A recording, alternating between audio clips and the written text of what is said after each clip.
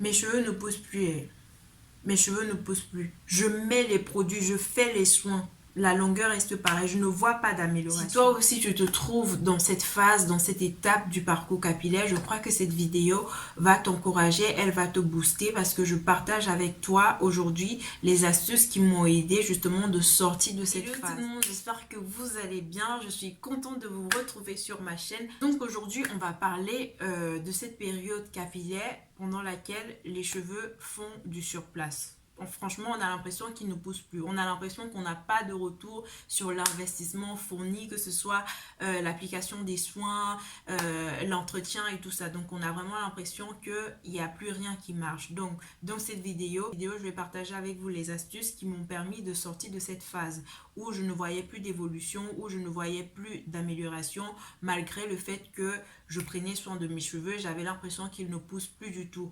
Donc, si tu es dans ce cas, regarde cette vidéo. Je crois qu'elle va te booster, je crois qu'elle va te donner plus d'astuces et je crois qu'avec les astuces, tu vas aller de l'avant. Donc, premièrement, il faut continuer à faire tes soins. Oui, il faut continuer à faire tes soins. Ce n'est pas parce que tu ne vois pas les résultats que tu vas arrêter de faire tes soins, de faire ton masque, de faire ton shampoing. Si tu fais ça, franchement, c'est la cata. Donc, il faut continuer, il faut persévérer. Oui, ça, c'est la persévérance. Il faut persévérer, il faut continuer à faire ton shampoing et à respecter tes périodes de shampoing. Si c'est après 2 semaines, après un mois, à faire tes masques et à bien te coiffer, à hydrater tes cheveux, c'est très important parce que si vous lâchez vos cheveux pendant cette période, eux aussi vont se sentir délaissés et réellement ce que vous croyez qui est en train d'arriver, c'est là que ça va arriver. Donc continuez à faire tes soins, c'est très important. La deuxième chose que je vais t'encourager à faire, c'est de ne prendre soin de tes cheveux que quand tu as du temps.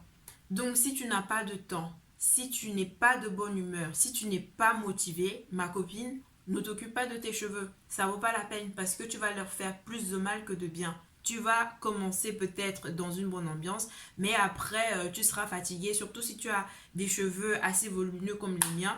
Avant d'arriver à la moitié, tu seras fatigué et ton objectif, ça sera de finir. Donc, au-delà des cheveux morts qui vont tomber, il y aura beaucoup plus de cheveux parce que tu vas les casser, que ce soit en les démêlant, que ce soit en te coiffant.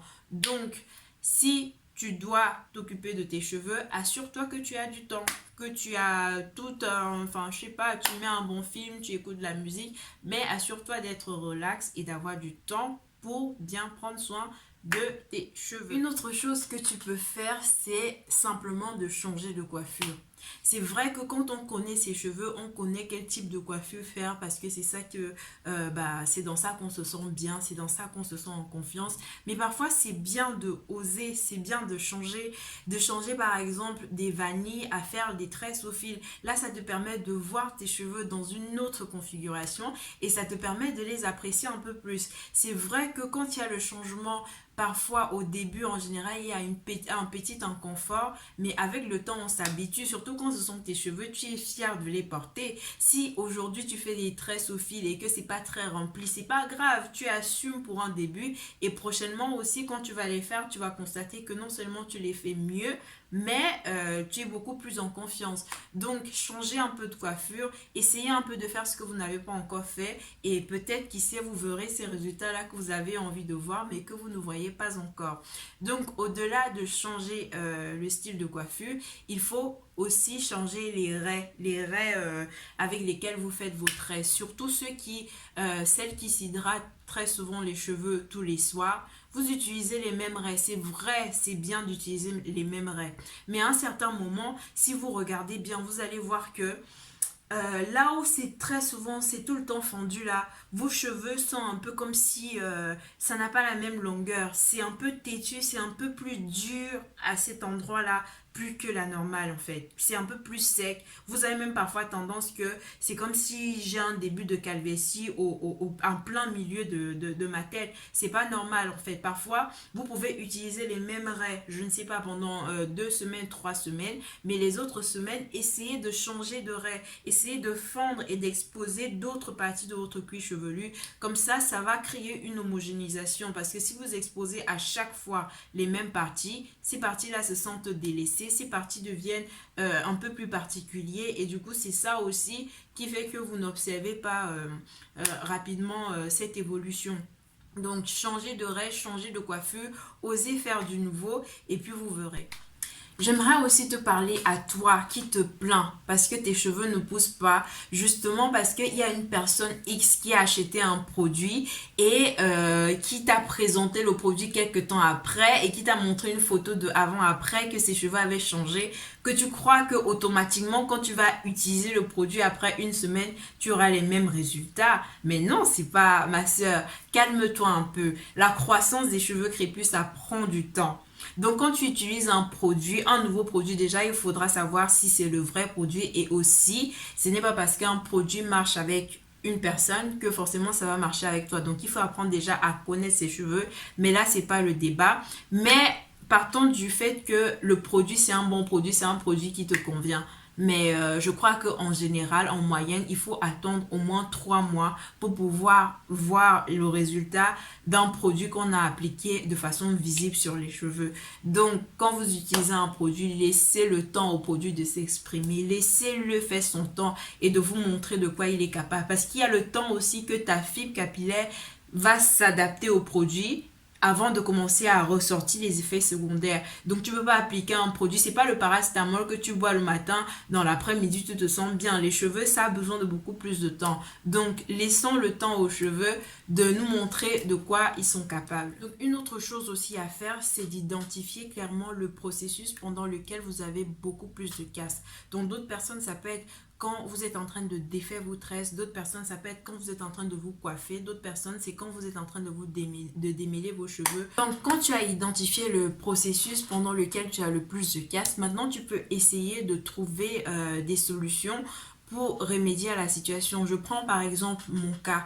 C'était plus pendant le shampoing que je remarquais que j'avais énormément de casse. Ce que je faisais avant, je lavais mes cheveux en un seul bloc et quand je finissais de laver mes cheveux, je ne les avais pas démêlés au préalable, donc j'allais directement les laver et vous comprenez que quand vous les lavez, si vous voulez vraiment les laver, il faut les démêler entre temps. Donc ce que j'ai fait par la suite, c'est que non seulement je démêle mes cheveux la veille avant de laver mes cheveux, mais pendant mon shampoing, je sépare également, je ne les lave pas tout en bloc parce qu'après c'est juste n'importe quoi, même quand ça sèche après pour les démêler, c'est juste pas possible. En lavant les cheveux séparément, en les démêlant la veille avant de les laver, ça évite que j'ai beaucoup de choses ça évite ce démêlage intense pendant le shampoing et donc ça évite la casse. Donc c'est très important d'identifier quel processus vous fait perdre les cheveux. Je peux encore prendre un exemple. Si c'est pendant que tu défères ta coiffure protectrice, je ne sais pas si c'est une coiffure avec des rajouts,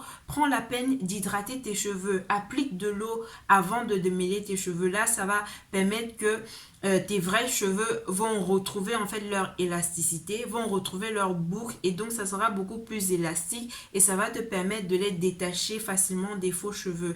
Donc c'est très important d'identifier le processus pendant lequel on a le plus de casse et d'essayer de trouver en fait pourquoi est-ce qu'on a ces casses et ça va permettre de mettre en place des moyens préventifs, d'essayer de remédier à la situation, d'apporter des solutions. J'aimerais aussi t'encourager, toi qui te plains à chaque fois que tes cheveux ne poussent pas.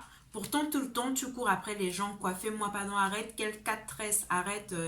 Ça ne peut pas fonctionner. Il faut que tu apprennes aussi à te coiffer. C'est vrai que tu vas dire que tu ne connais pas te coiffer. Mais en général, on ne naît pas avec. C'est vrai qu'il y en a qui sont dotés de ce talent-là. Mais ça s'apprend. Apprends à faire des vanilles. Tu prends juste 2 branches de fil, tu nattes. Donc, plus tu vas te coiffer, mieux tu vas apprendre à comprendre tes cheveux. Et il n'y a personne qui saura mieux prendre soin de ses cheveux comme toi. Personne ne peut mieux s'occuper de ses cheveux comme toi. Donc, apprends à te coiffer petit à petit, tu vas y arriver et tu verras dans ce cas-là que plus tu te coiffes, plus tu aimes tes cheveux et plus tu leur donnes ce qu'il faut parce que tu connaîtras de mieux en mieux leurs besoins et ça va booster la croissance et la bonne santé de tes cheveux. Donc nous voici à la fin de la vidéo. J'espère qu'elle vous apporte un plus, j'espère qu'elle vous booste, j'espère qu'elle vous motive. En tout cas, voilà quelques astuces que j'ai pu mettre en pratique et que je continue à voir les résultats jusqu'aujourd'hui. Merci d'avoir regardé la vidéo, j'espère qu'elle t'a plu et surtout qu'elle va t'aider. N'oublie pas de t'abonner si ce n'est pas encore fait, d'activer ta cloche de notification pour recevoir des alertes quand tu auras des nouvelles vidéos et surtout de partager cette vidéo pour encourager aussi cette personne qui pourrait se trouver dans cette situation et qui ne sait pas quoi faire. En attendant, reste connecté. On se retrouve à la prochaine pour des nouvelles vidéos.